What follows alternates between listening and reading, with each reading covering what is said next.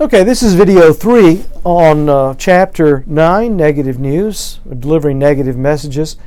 Let's speak for a few minutes on managing bad news within organizations. We'll see some of basically the same structure. This is conveying news within organizations. It might be, for instance, an increase in the healthcare costs, maybe the portion to be borne by the employees.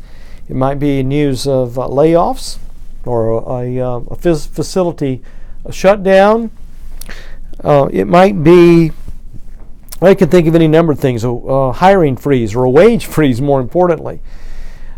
So we've got the same basic approach. It's a buffer. Provide some good news if you can. Praise, appreciation, agreement, understanding. Maybe there have been the company or the institution has been through some difficult times, but that you've weathered those times.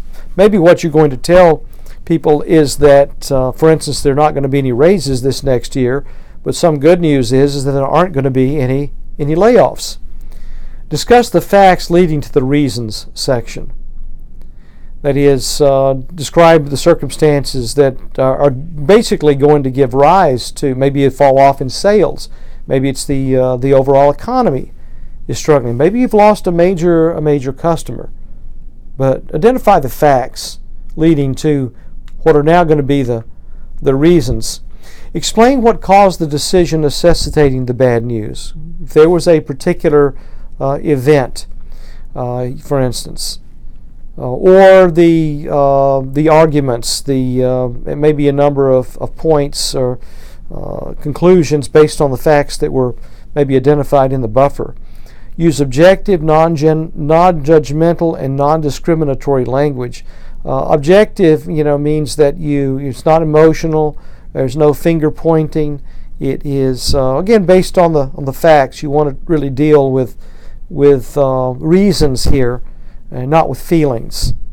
Show empathy and fairness. Recognize that whatever the bad news is, it's going to affect someone, certainly some people more than others. Layoffs are going to not affect everyone, but they're going to affect some specific people.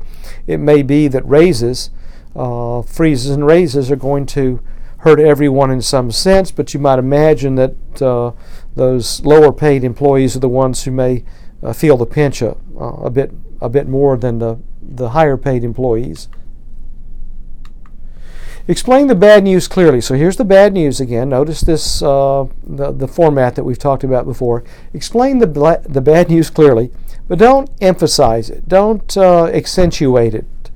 Don't make too much of it. Be objective. State it, but don't dwell on it.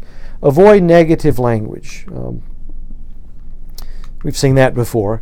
And close. End on a positive, friendly note for job refusals. Someone, for instance, who has applied for a job and is not getting the offer they had hoped for. Extend good wishes. And